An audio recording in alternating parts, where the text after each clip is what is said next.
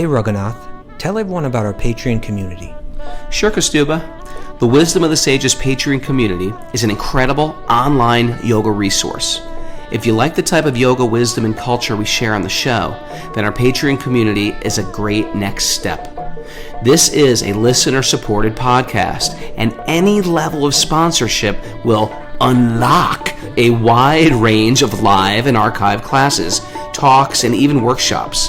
Raghunath teaches, I teach, and we have a host of other excellent teachers on topics ranging from yoga philosophy, asana classes, storytelling, Ayurveda, kirtan, cooking, meditation, and a lot more. We even have an incredible online Bhakti 12-step recovery group.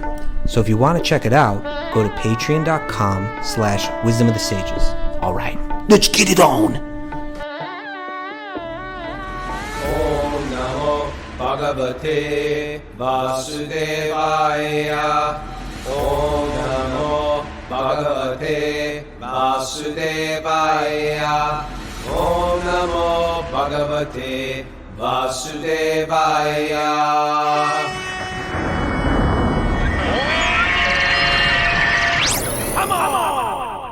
Live from Super Soul Farm, this is Wisdom of the Sages, a daily yoga podcast with your host Raghunath and co-host and senior educator at the Bhakti Center in New York City, Kaustubha Das. Welcome to the show and welcome to Sleep In Saturday, where we don't wake these Zoomers up at 5 a.m. They get to sleep in till 7:55, where they roll out of bed, put on Zoom, get a cup of chai, and get ready for I think this is the funnest day, actually, because we get to just answer questions. It's Q&A day.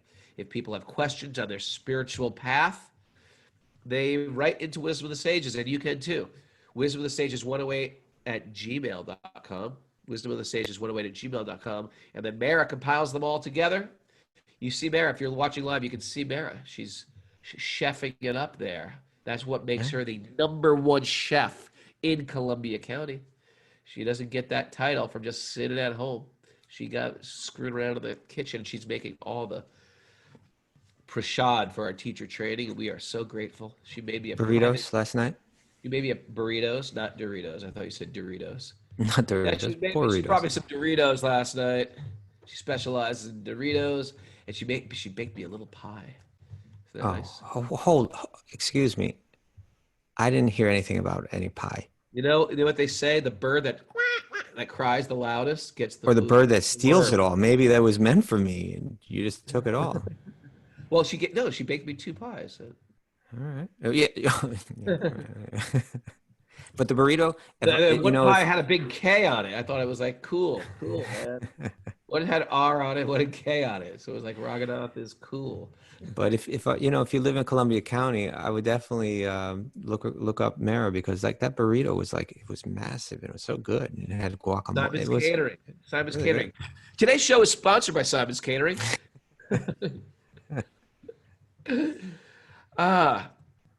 So we've got some good questions. We might as well dive in because these questions are good. Let's do it. People get hungry for this stuff. And I've got allergies, like anything. It's ridiculous. Forgive my stuffy nose. And if I honk occasionally, forgive me for the honking. Because I Hold on. Try not to honk. I blow my nose like a goose, and sometimes it happens before I hit that mute button. All right. Okay. You ready? I got a question for you to start the day off. Okay, ready. All right. This is coming from a regular questioner. London. Harshal Gore. UK. Harshal Gore. Right. This should be called the Harshal Gore Saturday, because this guy gets his questions answered every Saturday. He's like good questions. Very his serious questions, about his spiritual life. They're universal questions that he's got. They're good for everyone. Okay. I think maybe he's just super self-realized and he's just asking on behalf of everyone, for the benefit of the people. Maybe we should bring him on. Okay. Here's the question. Every Thursday. Harshal asks, my question of the week, he even calls it like his question of the week now. My question of the week is about Bhagavad Gita 2:14. Hit it, Raghu. 2:14? Yeah. Hisham Sparsha job. No. Matra Sparsha Kontaya, Sitoshna Sugadugada, Agama Piero Nityas, Tamsdatikshama There you go. O son of Kunti, the non-permanent appearance of happiness and distress, and their disappearance in due course, are like the appearance and disappearance of the winter and summer seasons. They arise from sense perception, O sign of Bharat, and one must learn to tolerate them without being disturbed. Okay? So Harshal is asking about this verse. He says, this is one of my favorite verses from the Gita. It goes to the heart of material life and finding the equilibrium or samadhi. Question. In reality, when happiness or distress happens, it's very difficult to control the emotions, especially in distress. It's hard to cope when there's so much attachment. What can we do in the moment to control emotions and to get a grip of yourself? It's easy to say read verses from the Gita, but in reality, the mind is so disturbed, it's impossible. What do we say about the word impossible, Raghu? It's a word in a fool's dictionary. Not judging Harshal there, but just throwing that out there. So he says, thoughts, please. What do you have to say about it? The question is, and I'm going to frame this question for you nice and tight, okay? Yeah. He likes the thought. He likes the concept of tolerating happiness and distress because they come and go. It arises from sense perception. But in reality, you just quoting that verse when it hits may not help. What do you do? Good question. Good verse. The non-permanent appearance and disappearance. What is it? Non-permanent appearance and disappearance. Of happiness and distress. The non-permanent appearance of happiness and distress and their disappearance. And their disappearance in due course, of like the appearance and disappearance of the winter and summer seasons, and we must learn to tolerate them without being distressed. Here's the deal: it's summer, and just last weekend, I know you. Did you feel this, Tom? Tom's here, live. I felt like, something shifted. I felt the coolness of autumn. When it's summer, you got to expect autumn.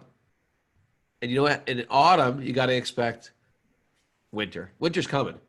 If you don't think winter's coming, you're in illusion, you're in Maya. Winter's just around the bend. And while you're in winter in upstate New York, guess what? It doesn't end. It doesn't end. When you think it's ending, April and snowstorm in April. But, you can expect spring. Because spring, like it works like that. You have to just... and this is what we say again and again on the show, you have to hear on a regular basis just to shine light on the illusions of the material world. I tend to be really attached to the things of this world.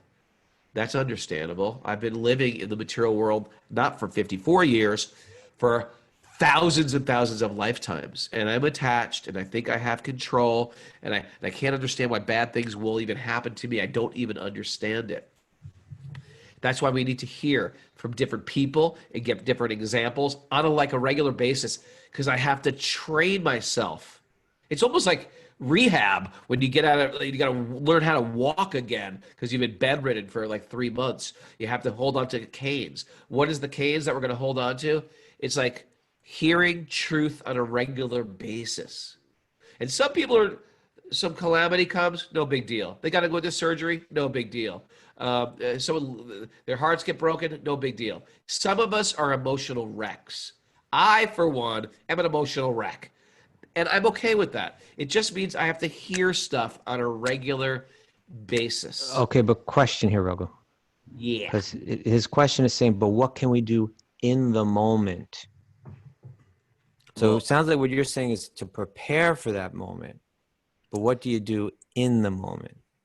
Well, truthfully, the more you hear, the more the preparation you have, the more you're going to be able to deal with the fire.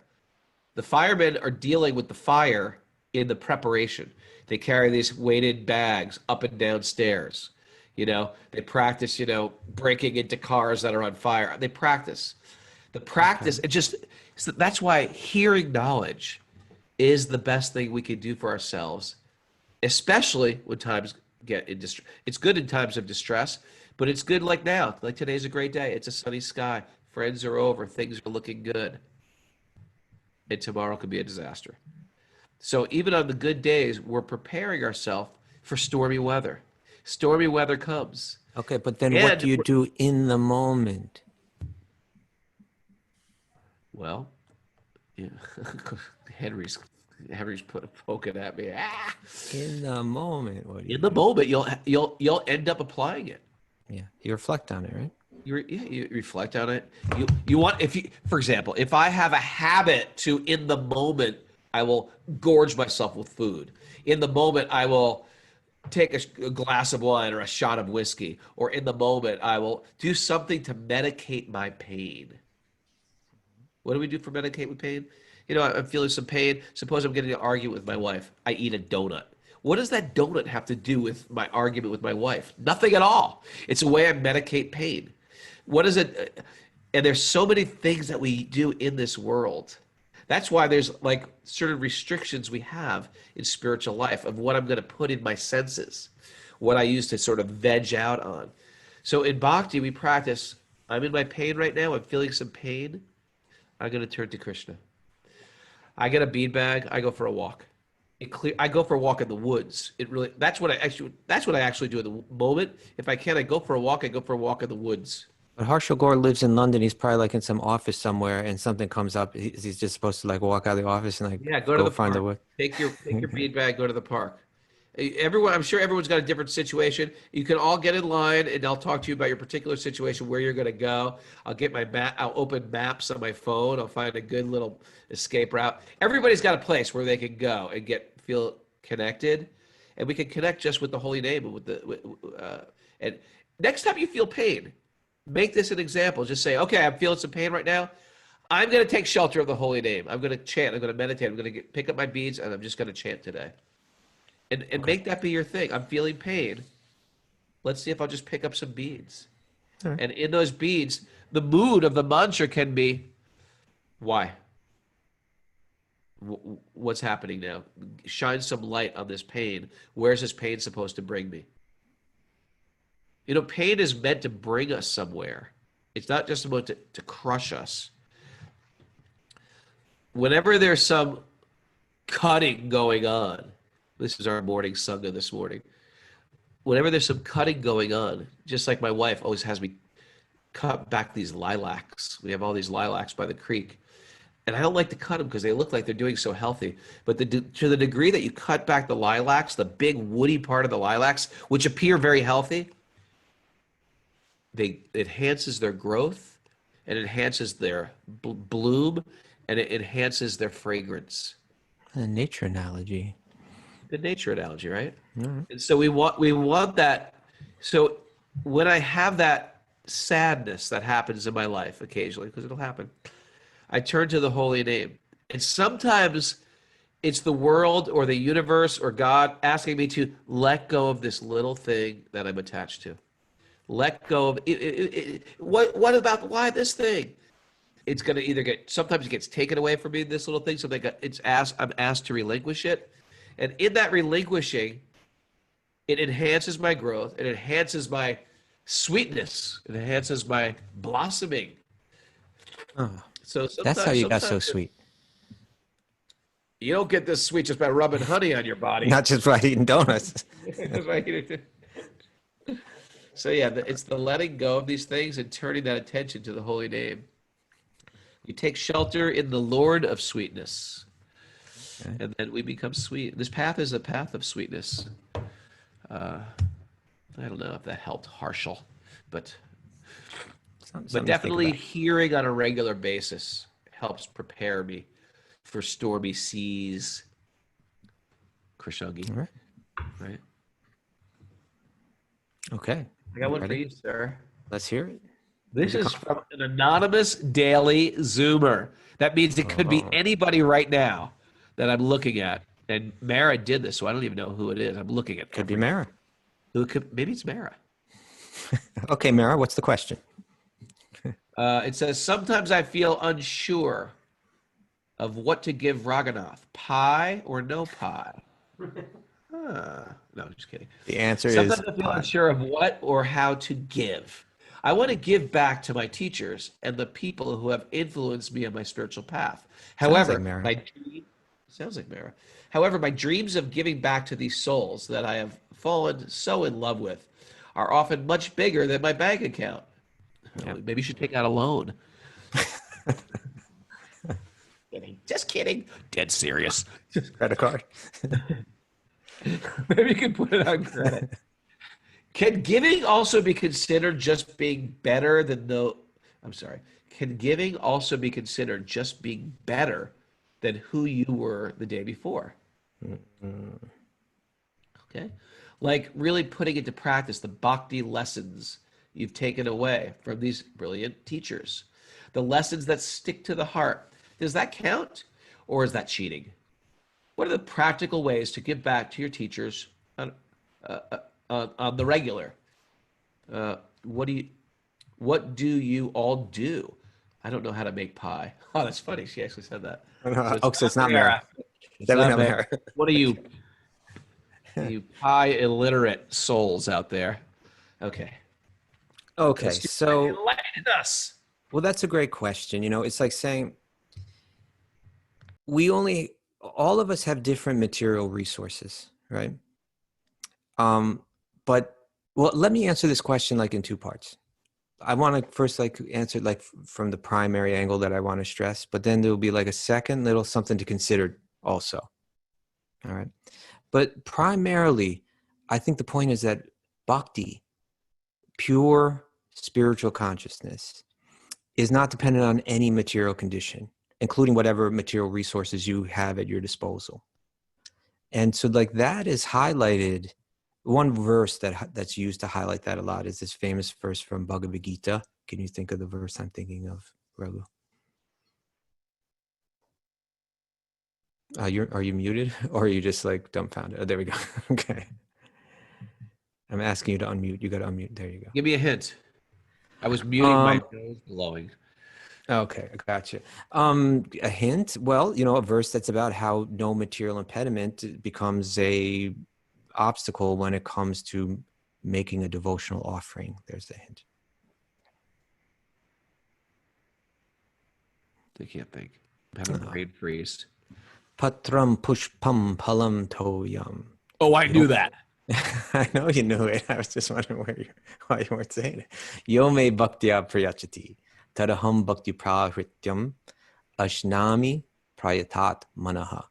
That Krishna says it sounds like a very simple verse, but there's such a profound meaning behind it, right? If one offers me with love and devotion, and that's the key, right? If one offers me with love and devotion, a leaf, a flower, a fruit, or water, I will accept it, right? Now this is what Srila Prabhupada writes in this commentary. It's interesting. He says, Krishna, and this was being asked in terms of the questioner was saying, like in terms of like showing my appreciation and making an offering to my teachers, people that have influenced me on this path. But the teacher is the value of the teacher in yoga and in bhakti yoga is that they represent ultimately Bhagavan, right? Or they represent Krishna in what they're doing. So this is an answer about Krishna, but I think it relates perfectly well to the question regarding one's teachers. Krishna wants only loving service and nothing more. Krishna accepts even a little flower from his pure devotee. And then this is interesting. He does not want any kind of offering from a non-devotee, right? It's not the thing that he wants. It's the devotion. It's the love. So if you come and offer him something without any devotion, actually he's not even interested in it. And that plays out in Mahabharata and so on. There's a famous, what you see, Raghu's nodding. What am I thinking of, Raghu? Tell me what I'm thinking of. From Mahabharata. Mahabharata? Yeah. Eating the banana peels. Yeah, right. That Krishna, he goes to Hastinapur and Duryodhana is trying to kind of like allure him onto his side, and he invites him to his, of course he's like the prince or the king. He's got like unlimited opulence. He invites him over to have a meal. He's going to lay out like the most opulent meal and in the most opulent setting. Krishna's not interested. He doesn't accept that invitation. He accepts the invitation from Vidura, who lives very simply. And his wife is in so much ecstasy. She doesn't have much to offer. Krishna comes and she's going to offer some bananas, right? But she's so she's so overwhelmed with love that and so happy that Krishna's come to her home that she's gotten like confused a little bit, right? And so she's peeling the bananas, and instead of offering the banana, she's offering the peel to Krishna. And Krishna happily accepts the peel because it's not the thing, it's the devotion. There's no, as I mentioned earlier, it's not a question of what material resources one has. The lack of or the abundance of material resources, they don't facilitate or hinder the offering of devotion. So he says, Prabhupada says, he does not want any kind of offering from a non-devotee. He is not in need of anything from anyone because he is self-sufficient. And yet he accepts the offering of his devotee in an exchange of love and affection.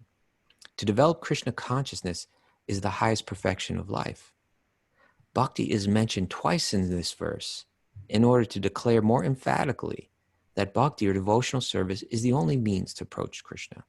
No other condition, such as becoming a brahmana, a learned scholar, a very rich man, or a great philosopher, can induce Krishna to accept some offering. Without the basic principle of bhakti, nothing can induce the Lord to agree to accept anything from anyone. Bhakti is never causal. The process is eternal. It is, in other words, it's not causal, meaning like now that I have these material resources, I can practice bhakti. No, you don't need anything external. He says the process is eternal. It is direct action and service to the absolute whole. Now let's look at that last thing. Direct action and service to the absolute whole. What will please your teacher more than any material offering is when they see you reconnect with the absolute whole. If not, they're not a worthy teacher of certainly of bhakti, right? And so I really like the part of the question that said, can giving also be considered just being better than who you were the day before? Like really putting into practice the bhakti lessons you've taken from these brilliant teachers, the lessons that stick to the heart. Does that count? Yes, that totally counts. That counts more than anything, right? That's what will be very pleasing. And it's focusing on that, like again in the Gita, and we've been bringing these up a lot in the show lately, but if you go to the 12th chapter, Krishna says what makes someone dear to him. Advaita, someone's non-envious; Maitra, friendly; Karuna, kind and merciful to Sarva Bhutanam, to all living beings; Nirmama, one who has no sense of proprietorship; Nir Ahankara, no sense of false ego; Sama Dukkha Sukha, even-mindedness in happiness and distress; Kshama, tolerant and forgiving; Santushta, always satisfied; Yata Atma, self-controlled. He says, Mayarpita Mano Buddhir, Yo Mad Bhakta Same Priyaha, with mind and intelligence fixed on me. Such a devotee of mine is very dear to me. And such a student is very dear to the guru, to the teacher. Right? It's these qualities that we decorate. This is what the student is meant to do. Decorate themselves with these qualities of the Bhakti-yogi. And seeing the student decorated with those qualities, the teacher feels very pleased. So that's the main thrust of the answer that I want to share. It really is about embodying what it means to be a Bhakti-yogi that pleases the teacher. If they're taking the time and the effort to try to share that path with you, seeing you walk that path is all that they need to be satisfied. Now, the second part of the answer I want to share is it's a fact that one's bhakti practice, one's ability to please God or to please their teachers, it's not dependent on any material resources, but how you use the resources at your disposal is something that the yogi has to consider very seriously. That's also there, right? So, we tend, it's that like deepening call to integrity that drives one's practice deeper and deeper. So we have a tendency to say, well, I really don't have time, but we actually waste so much time, Or I wish I had more money to give, but we spend money on all kinds of stuff, too. So, the primary answer to the question I wanted to share was the first part, that it's really about embodying the life of the Bhakti yogi that pleases the teacher.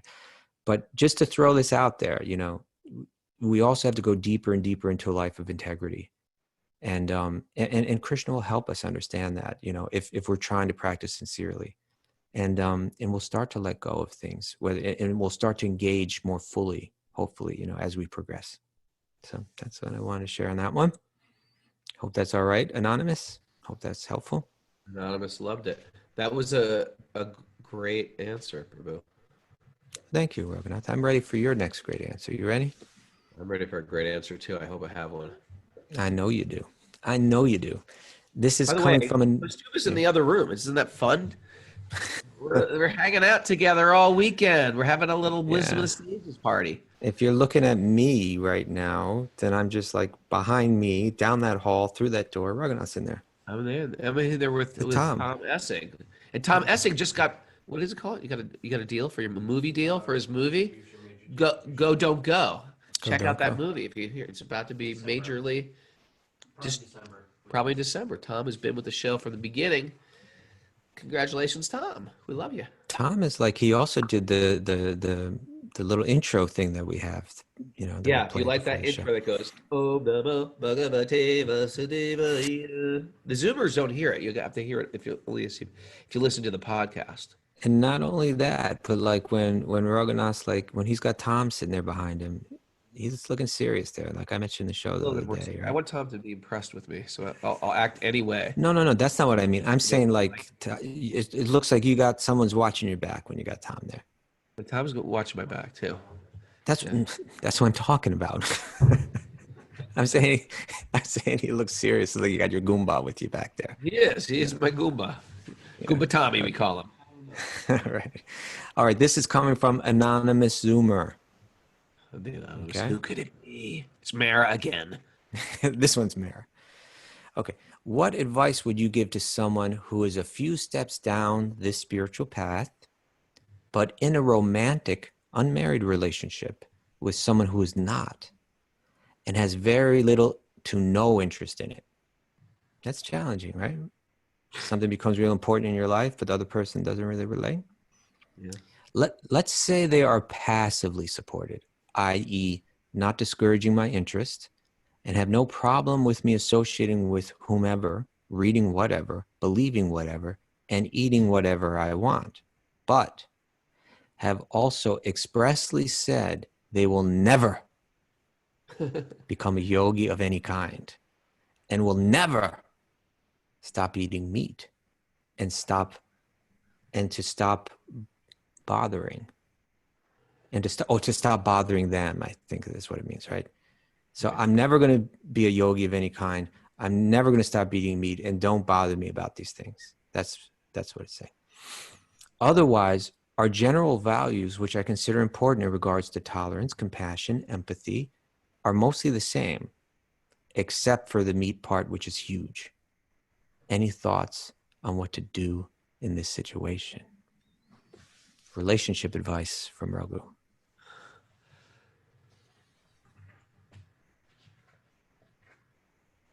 Yes. Cut them off like a dead limb. Cut them right out of your life. It's going to hurt like pulling a tooth. Hurts for a moment. And then the person of your dreams is waiting for you. Is that really your answer? Not that easy. Okay. Or it is. It's one of those things. It's not that easy, or it is that easy. If people are married, when people are married, I give special advice for married people. I say, this is what you got, and you deal with it, and you work through it. And only under rare circumstances when people or students come to me and talk about divorce, only in rare circumstances I say get a divorce. But sometimes you got to think the whole thing through also. If you're dating a person, they're 100% like not into it, no interest whatsoever, they let you know. Things could change, but it's problematic because the most valuable thing to you in your life, you can't even fully enjoy with that person. So it gets a little problematic. Mm-hmm. It gets more problematic if you decide to have children, because then it becomes something like, how are we going to raise our kids? Well, we didn't discuss this when we got married, but if you're raising your kid like this, excuse me, 6-year-old, you just barge in my studio like this. Shh. God. There's Gus. I hear Gus. Josh is wagging his tail. Get out of here, you guys. Come on. Both you kids, out. Jeez. Well, you got to put. You haven't Don't put a go. No, sign on the Costuma's in door. there. Hey, out of there. Out of there. Out of here. Out of this house. Gosh. You are like a serious disciplinarian. Yeah. Yes, I am. Did you put a sign on the door that said "on air"? Don't. No, come I in? didn't. No, I didn't. Okay, then You have to know these things. All right. And the dog, too, just lick himself. Constantly licking, lapping, slopping. It's so loud. The lapping. Kaustubha, you want to hear something funny, you guys? Kaustubha came to me yesterday. I was like, how's your day? And he just stopped and he goes, you live in chaos. That's not what I said. You said you live in chaos. I was said like, my yes, home. I said my every home day. in New York City is very peaceful. That's what I said. And you said, He's "Welcome like, to the chaos." it's such chaos here. I was like, yes, that's what we do every day. Chaos. I felt bad. The little kids were like trying to see if they could jump over Kaustubha while he was studying. That's what some of the students told me. No, I'll jump over him. No, you jump over him. Okay, so the idea is like one of these problems is about being with a person who's not your thing. What religion?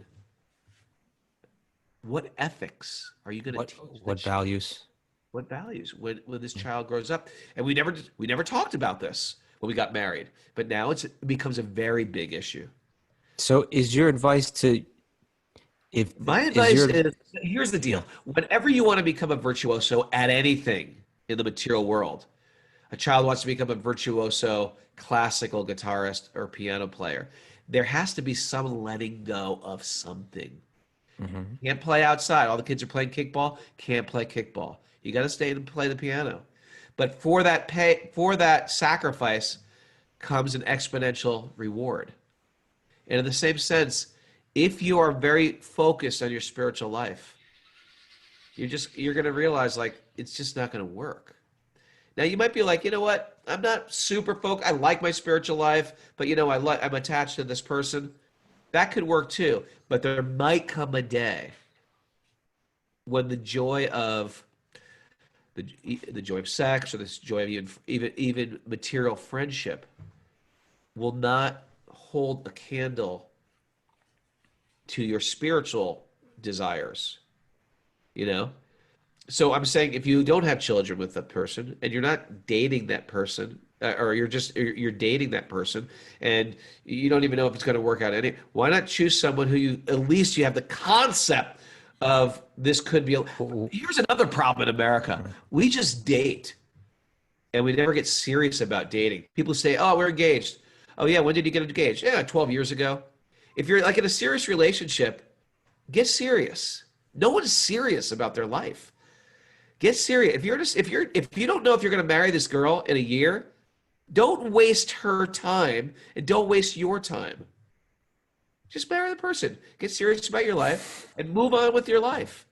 It's like if I say drive. If you don't know where you're driving to, you're going to waste time, energy, and resources. And I think it's safe to say a lot of us have wasted time, energy, and resources in relationships, waiting around for our partner to get more serious than we are. Or as we are.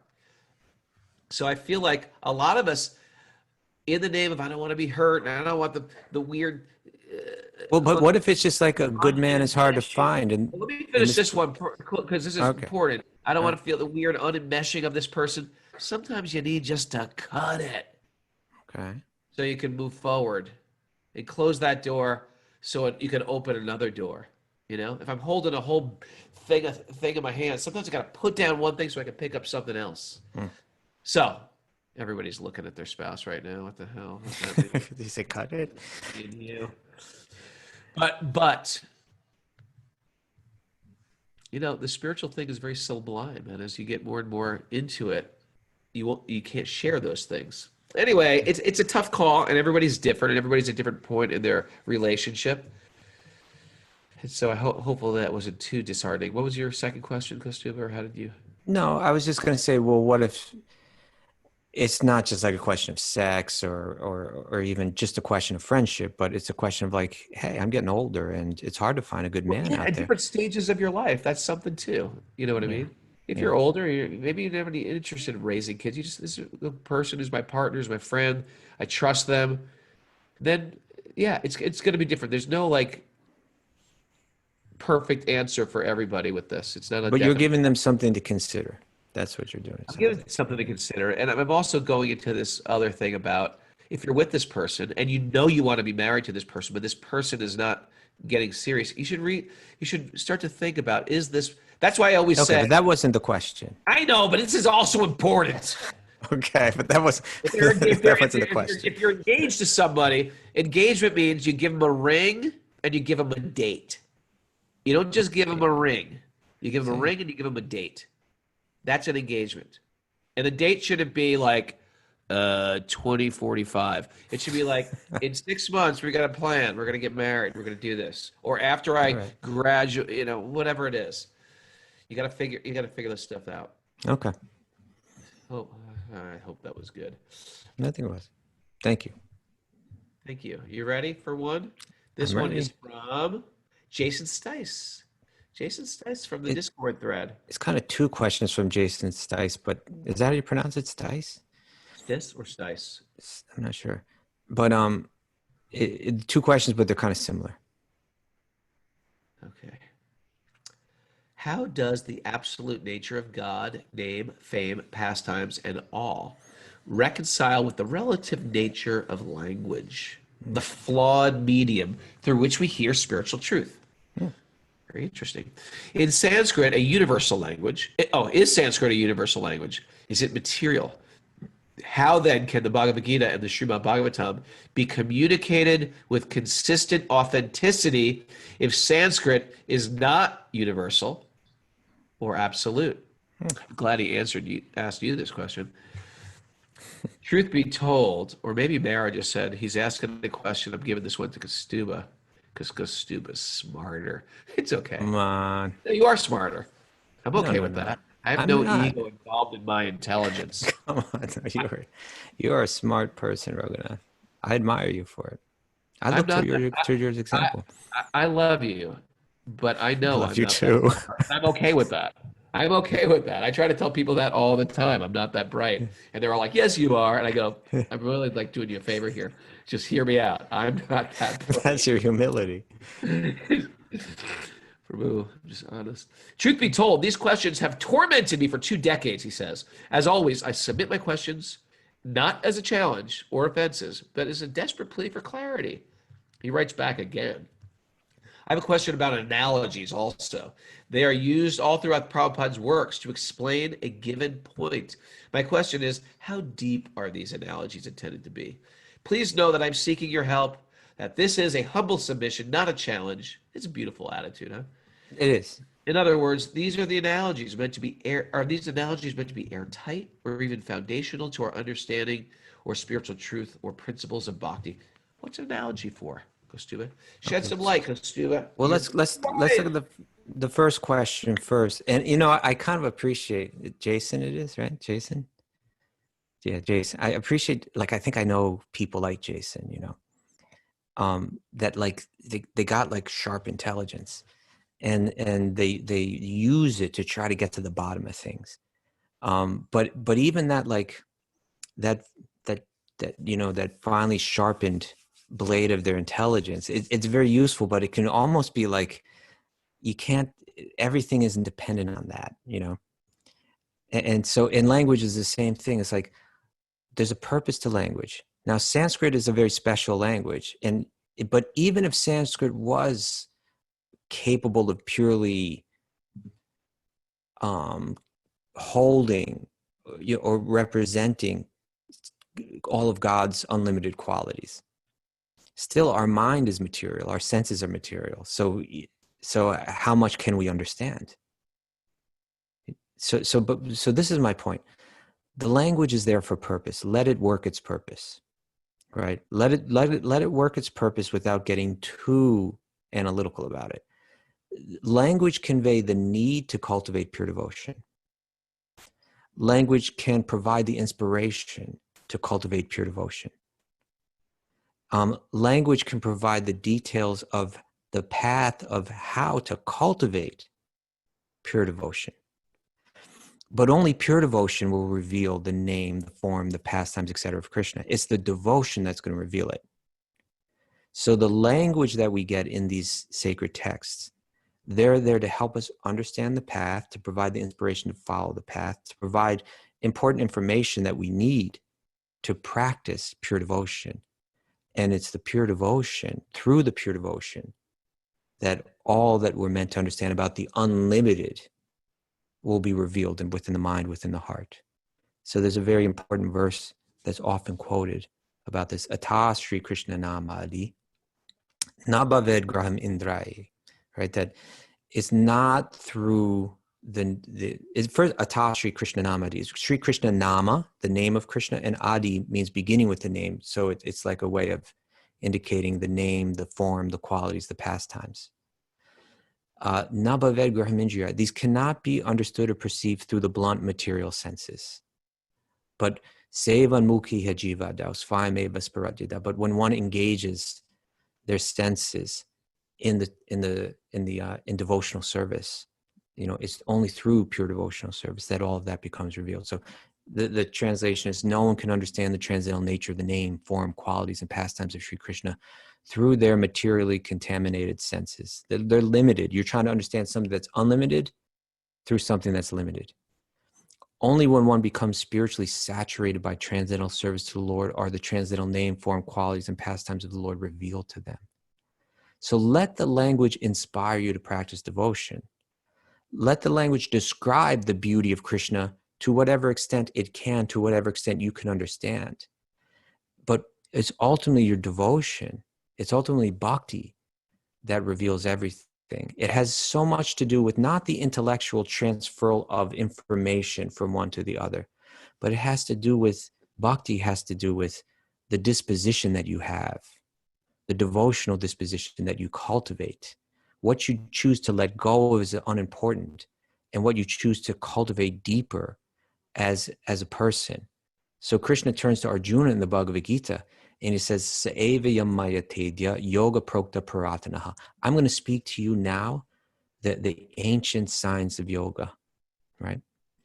But then he says, Bhakto Sime Saka Cheti, because you are my devotee, my bhakta, Bhakto Sime, and also Saka Cheti, and because you're my friend, because you have the right devotional disposition, therefore, he doesn't say because you're super intelligent, because you've got an IQ of this or that.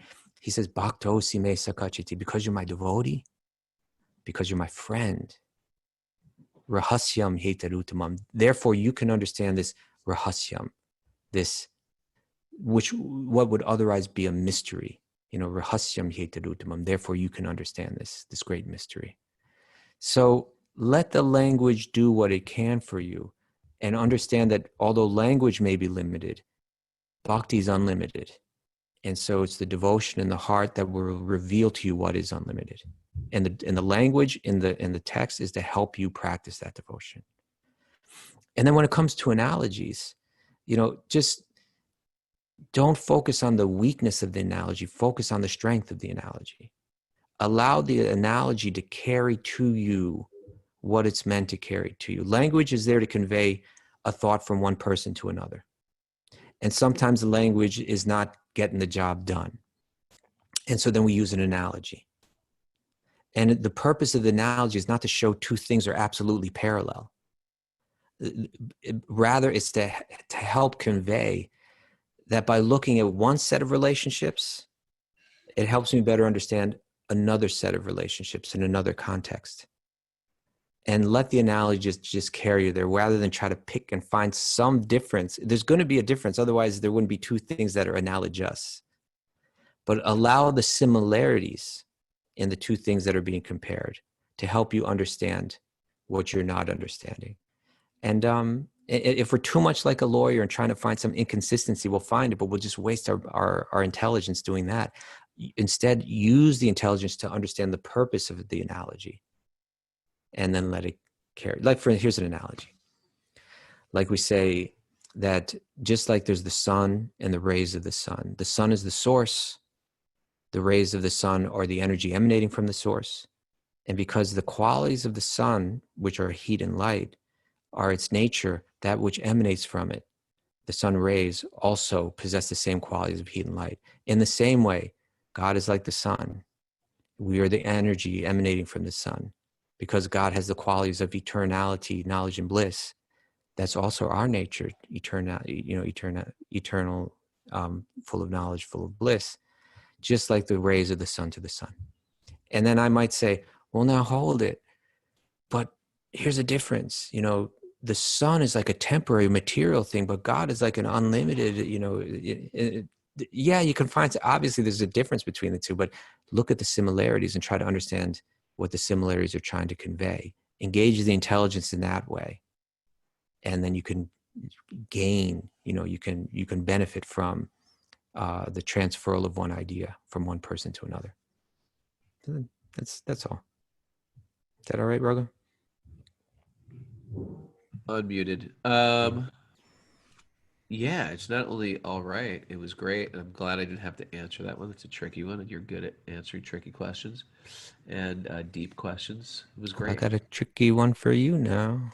It's tricky. It's tricky to rock around and rock around. That's right, I'm Tom. It's tricky. Tell him, D. All right. This tricky one is coming from... Settle down, Raghu. Settle down. There's certain songs that are always running in the jukebox of my mind, and It's Tricky is one of them. By Run DMC? You hit that trigger point. Sorry. Apologies. I will not use that word again. Okay. This comes from Steve D, and it is a straightforward question. It is not what was previously mentioned. I would like to start by... It's not a what kind of question. I'm not going to say it again because you might be triggered. Okay. I would like to start by thanking you both and Mara for sharing this wisdom and making this satsang possible. Well, thank you. Thank you for thanking us. Making the pie. I am, for the most part, an other and have been listening daily for the past few months. I've been studying yoga and Vedic texts for a few years now. But this is the first time, at least as far as I am aware, a text has been presented and unpackaged by my own kind.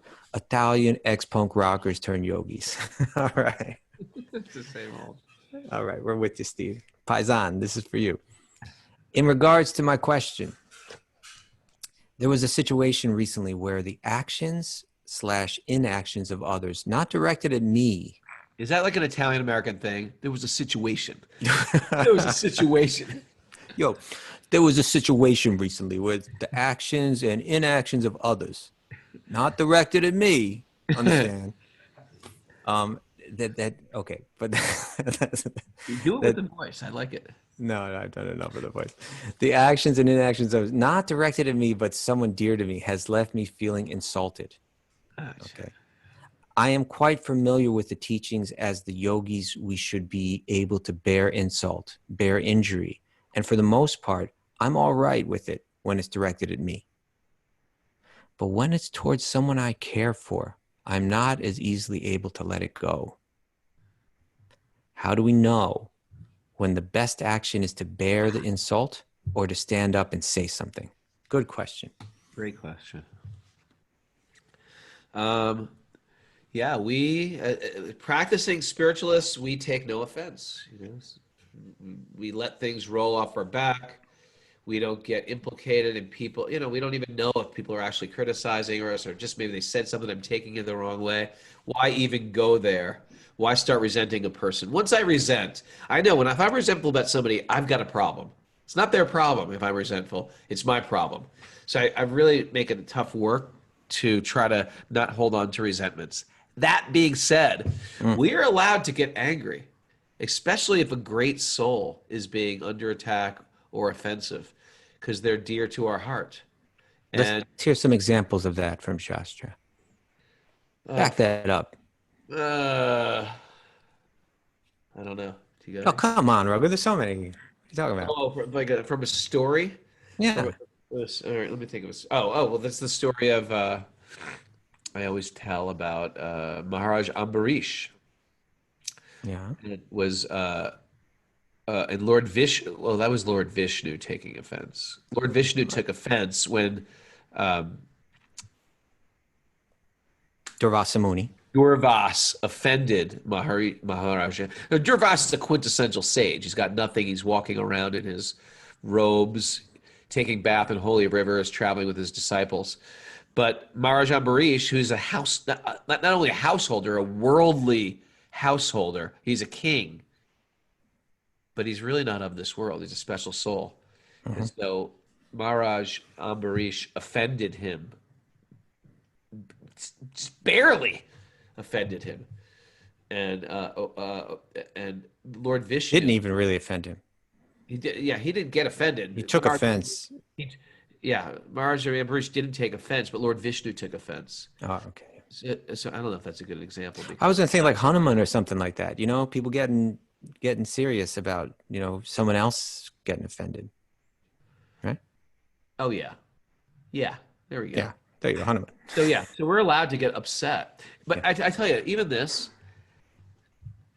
Sometimes people just like especially on the internet and call out culture where you just like to rail on a people do pile-ons where you don't even know why they hate the person anymore. Everyone's just like throwing in an extra punch or throwing sand in the face. And sometimes those things, it's just best not to go there. You know what I mean? You're going to get an online battle with somebody over something. And that's why sometimes devotees, they just be quiet.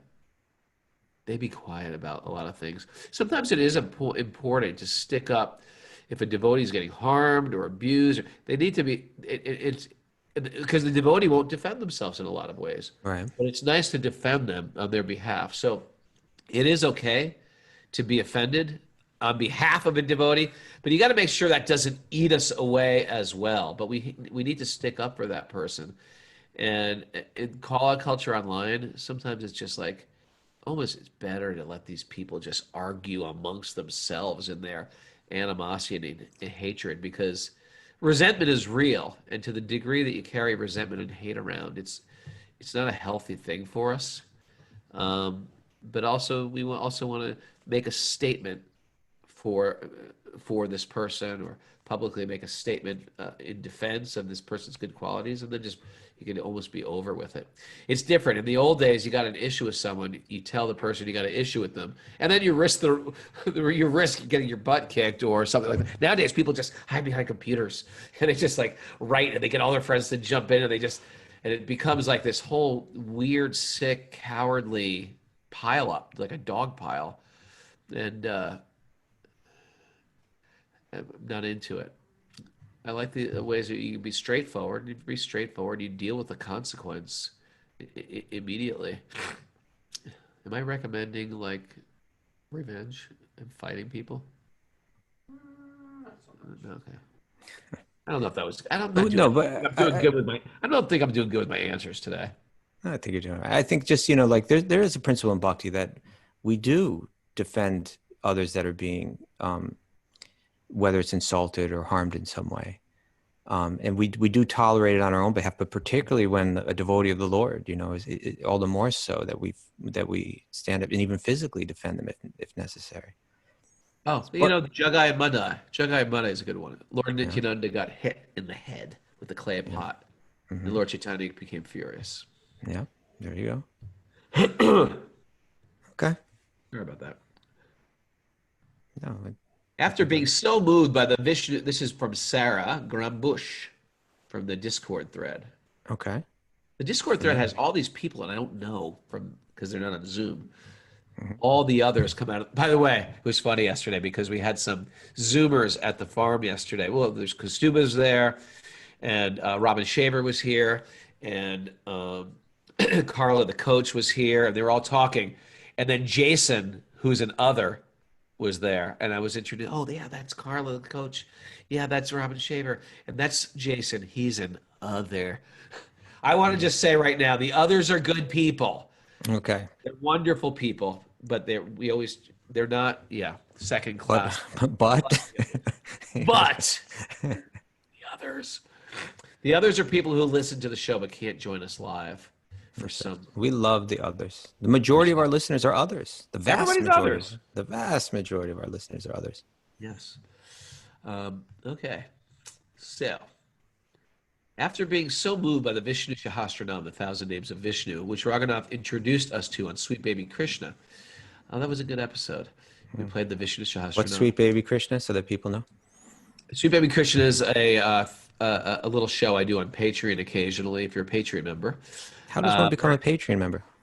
Patreon member, well, you go to patreon.com/wisdom of the sages, and then for a donation of your choice, you get access into a vault of spiritual information, Including Sweet Baby Krishna.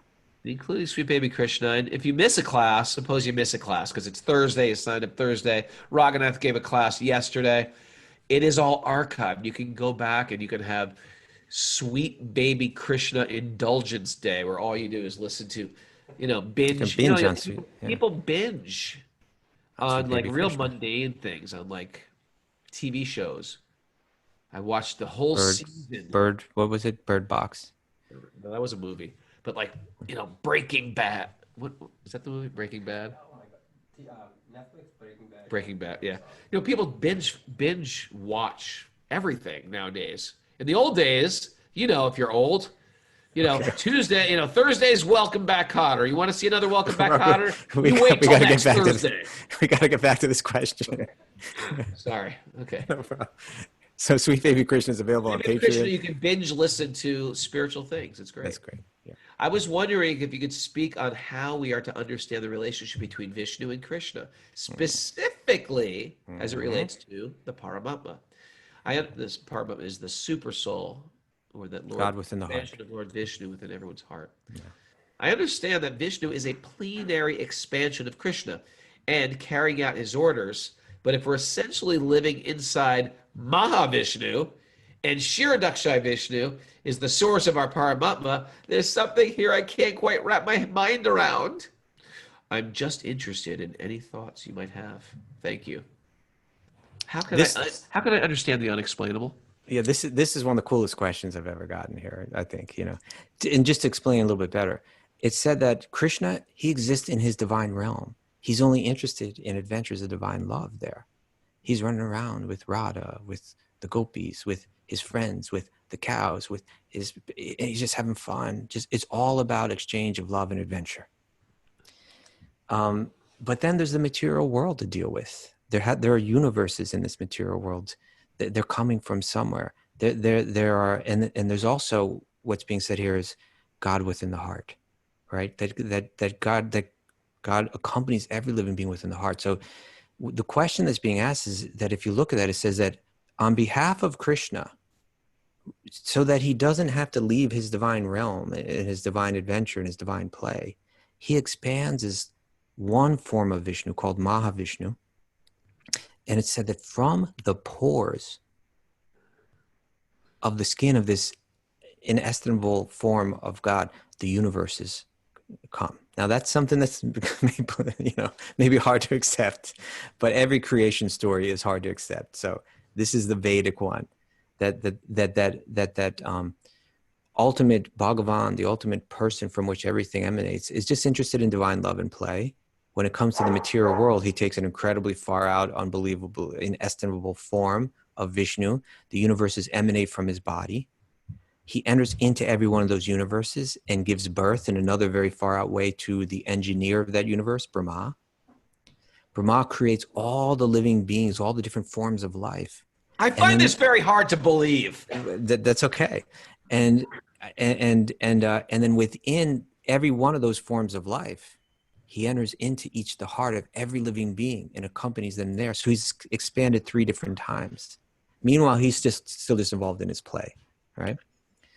And so the question is being said here, well, now, if all the universes are coming out of him, but then he's also in the heart of every living being in every universe, how can I understand this? Well, I have news for you, Sarah. You can't. It's like Lord Brahma himself, the engineer of the universe, he glorifies this, right? This is a verse from Lord Brahma, from Brahma Samhita. I'm going to read a verse from Brahma Samhita. And then I'm also going to read some of Brahma's prayers, because he's the best person to hear about this question from. right? So he says, do you know the one? You know that one, Raghu? So, Ekyo Rachaitam Jagananda Kotim Kotim. Yachchakterasti Jagananda Chayadyarantaha Antantarastam Paramanu Charantarastam Govindamari Purusham Tamaham Bhajami. This is the stuff that you binge on, right? You learn these verses that's full of incredible information. They're inspiring. They're transformative. So this verse says, it's speaking about Krishna, Govinda. He is an undifferentiated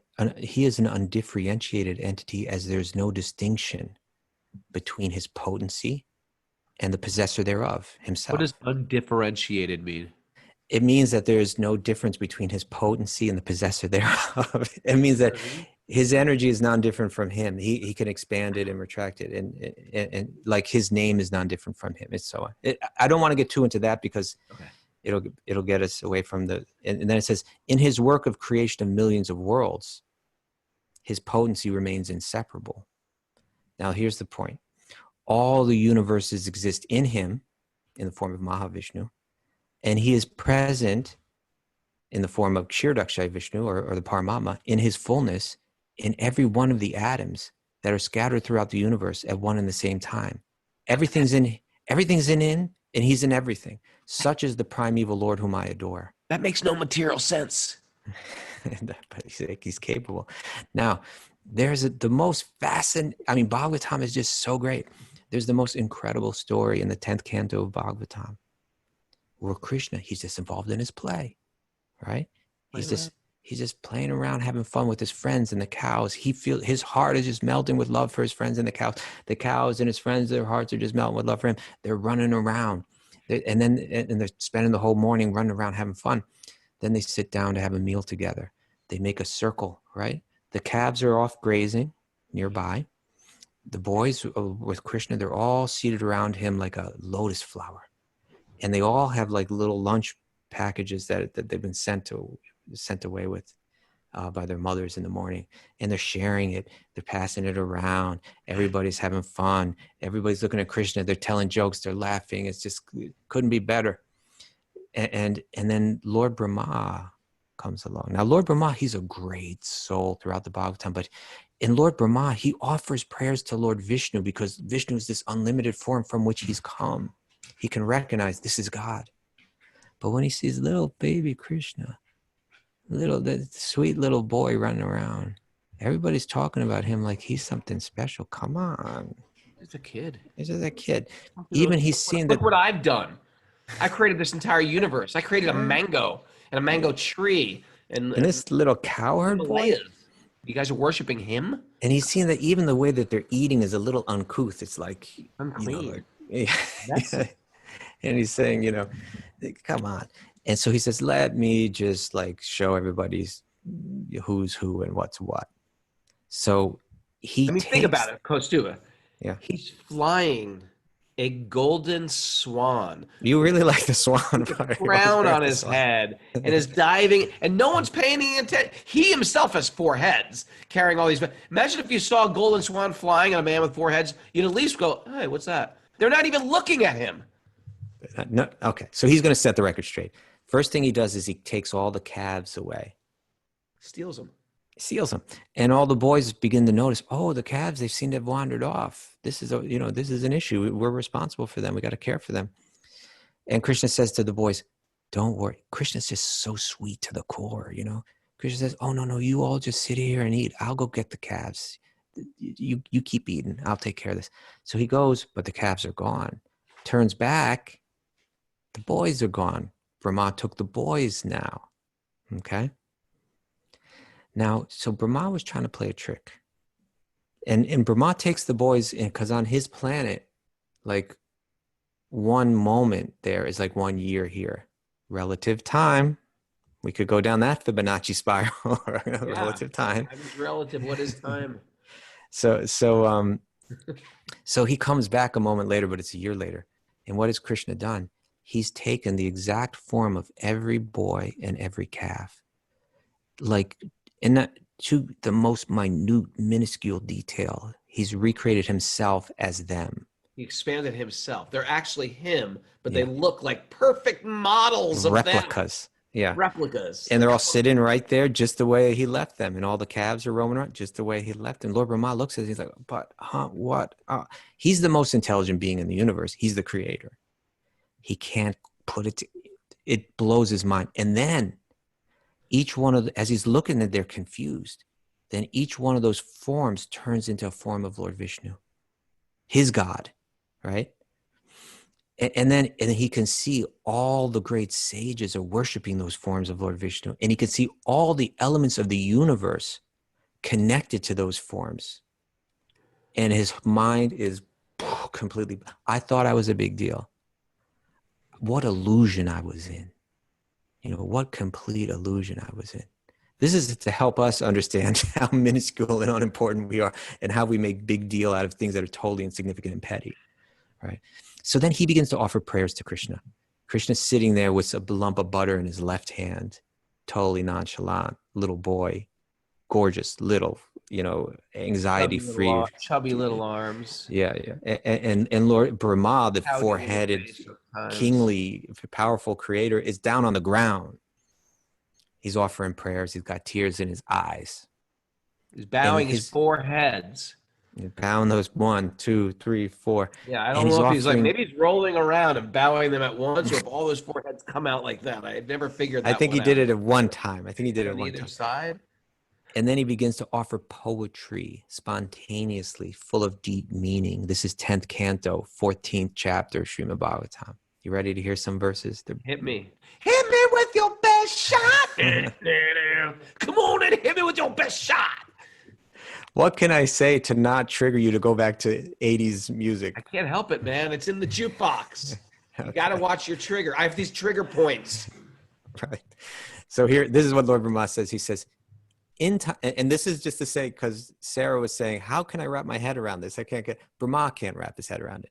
He says, in time, learned philosophers or scientists might be able to count all the atoms of the earth, the particles of snow, or perhaps even the shining molecules radiating from the sun, the stars, and other luminaries. But among these learned men, who could possibly count the unlimited transcendental qualities possessed by you, the Supreme Personality of Godhead, who have descended onto the surface of the earth for the benefit of all living beings? Then a few verses later, he says, what am I? A small creature measuring 7 spans of my own hand. I am enclosed in a pot-like universe composed of material nature, the total material energy, false ego, ether, air, water, and earth. I'm zipped up in a little universe. And what is your glory? Unlimited universes pass through the pores of your body, just as particles of dust pass through the openings of a screened window. My dear Lord, this incarnation you have in this incarnation you have proved that you are the supreme controller of Maya.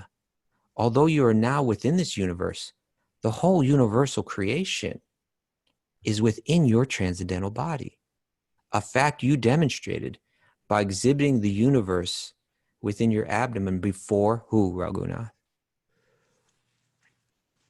Who did sweet baby Krishna show the whole universe to within his own body?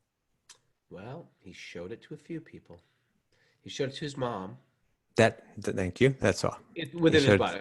Yeah. That's enough, Raghunath. Go. Yeah. That's what he showed it within his own body, yes. He opened up his mouth. His mother looked in there.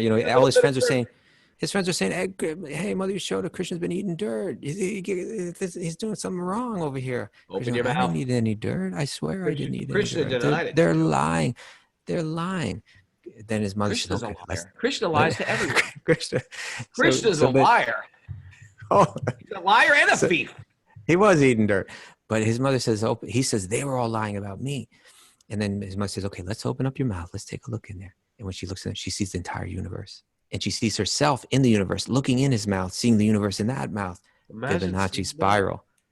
That's what do they call that? Infinite regress. Right. Yeah. So he mentions that pastime, and he says, just as this entire universe, including you, was exhibited within your abdomen, so it is now manifested here externally in the same exact form. How could such things happen unless arranged by your inconceivable energy?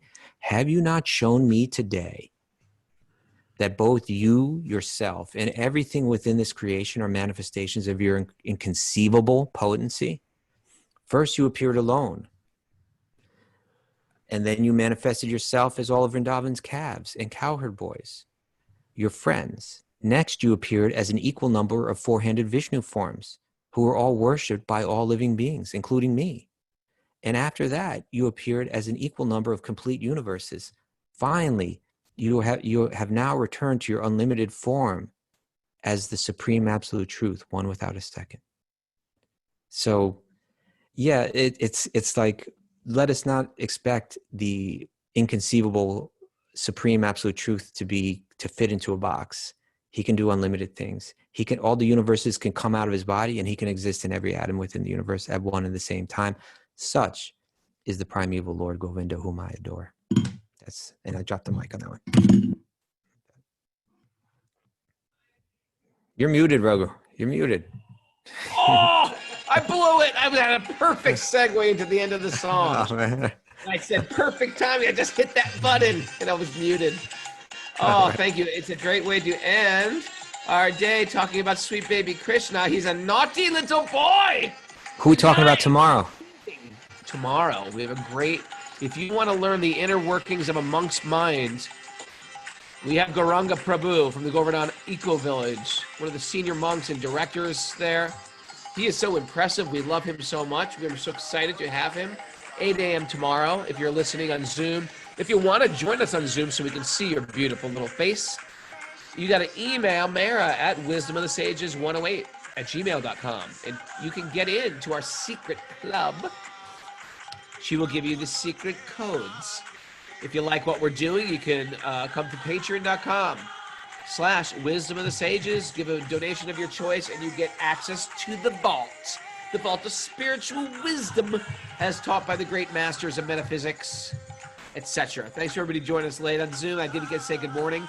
It really means a lot to me to say good morning to people. So I'm going to say it now. Eva, good morning. Mohan, good morning. Jesse, good morning. Nicole E, good morning. These guys took their sleeping Saturday seriously. They were just like, Jimmy G, good morning. Akiko-san, good morning. Akiko-san. Also, Sue Bear is here. Ananda Shesh, Shaila Bassini, Roger, Liam Wilson, Dana K, Dominique Moreno. Next week, I'm in Jersey, in Long Beach Island. If you want to come check out, it's all day with Raghunath. If you can tolerate me, I'm going to be there. Saturday, you got to Google search Yoga Bohemia. And the following Saturday, look under Palo Santo. I'm going to be in South Jersey for another day-long program of Bhakti stuff. Oh. Hey, we got to check in with Nancy and Jiva. We got meeting coming up 9:30. Is that correct? Yeah. So in about 20 minutes or something, or 10 Bhakti minutes. 12-step recovery group is happening. It's from Jesse. He's listening in somewhere down under. He's saying it's 11:18 p.m. It's no such thing as a sleep-in Saturday. It's a stay-up late Saturday night. It's Saturday night party with the Wisdom of the Sages boys. Okay, but in any case, Bhakti Recovery Group coming up in 10 minutes for the Patreon members. Yeah, so if you want to go join the Bhakti Recovery Group is incredible. And we got a whole thriving, exciting team. Jesse, you're going to have to stay up later to get into that group. That's okay. Come here, Sachi. Come and dance with me. Come here. You look beautiful today. Come here, daughter. Good. Come here, dog. You were kicking her out a minute ago. Oh, Throwing her out with the dog. Look at here. Come here. Look at this kid.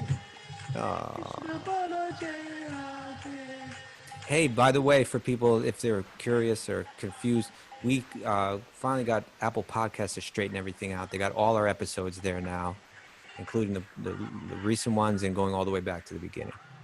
Yes. Also, if you joined late, we have a special guest at the farm tonight for our teacher training. Goravani's going to sing. If you're interested, you got to get an invite from me. You got to go to wisdomofthesages108@gmail.com and write me. And I'll give you the info for tonight. What a Thanks, pleasure that will be to see Goravani and family today. The We're kids are super coming too. excited. Everybody's coming. Rukmini gonna come? Yeah, Michelle Berger's coming. All right. And Vegan Trucker's coming. He didn't even know about that. All right. He's going to pull that 18-wheeler right up the driveway.